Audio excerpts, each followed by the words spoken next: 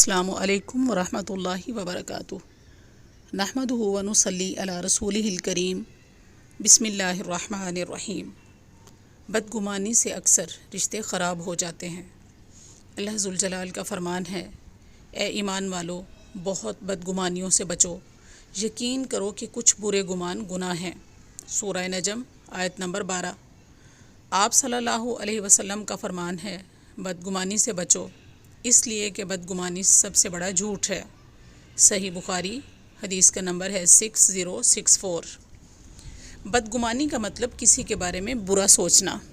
تو پیارے ناظرین، ہمیں حتی الامکان دوسرے مسلمان بہن بھائیوں کے بارے میں، اپنے رشتہ داروں کے بارے میں اور خصوصاً ہمسایوں کے بارے میں پازیٹیو ذہن رکھنا چاہیے، اور دوسروں کو ہمیشہ اپنے سے افضل اور اعلیٰ سمجھنا چاہیے۔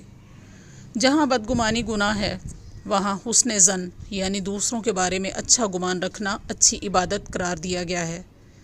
گویا آقا علیہ الصلاۃ والسلام نے ایک اور حدیث میں فرمایا ہے، حسن الظن من حسن العبادہ، دوسروں کے بارے میں اچھا گمان رکھنا بہترین عبادت ہے۔